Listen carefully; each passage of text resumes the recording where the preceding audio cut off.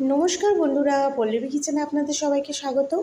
আজকের আমি আপনাদেরকে সবার অতি প্রিয় পছন্দের একটি স্ন্যাক্স চিকেন পকোড়ার রেসিপি নিয়ে চলে এসেছি।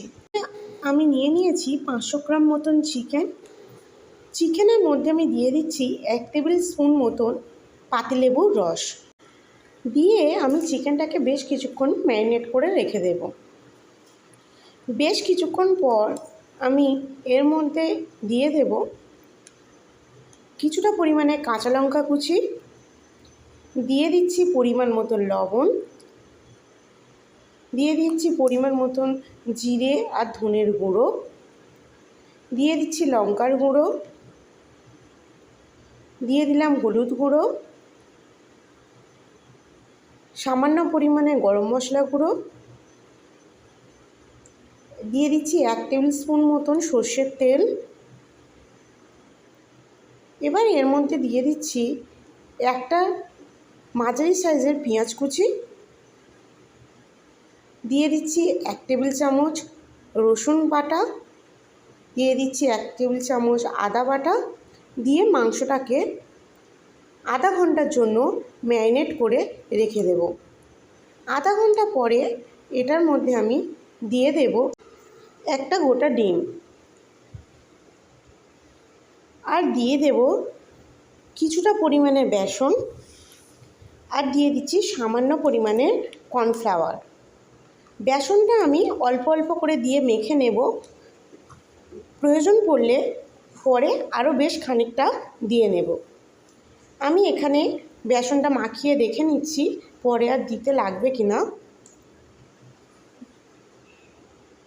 আমার পরে আর বেশ খানিকটা বেসন দিতে হয়েছিল, সেই জন্য এর মধ্যে আমি আরও বেশ কিছুটা বেসন দিয়ে মাখিয়ে নিলাম ভালোভাবে। এবার আমি এখানে একটা কড়াই বসিয়ে নিয়ে তাতে গরম করতে দিয়েছি সাদা তেল। তেলটা গরম হয়ে গেলে চিকেনগুলোকে বলের আকারে শেপ দিয়ে একে একে ভেজে নেব। বেশ কিছুক্ষণ পর চিকেনের অপর পিঠটা আমি উল্টে নেব, যাতে দুদিকে সমানভাবে ফ্রাই হয়। এই সময় আঁচটা আমি মিডিয়াম ফ্লেমে দেব, যেন চিকেন পকোড়ার বাইরের কালার চেঞ্জ হওয়ার সাথে সাথে ভিতরটাও সুন্দরভাবে হয়ে যায়, ভিতরেও যেন কোনো কাঁচা ভাব না থাকে।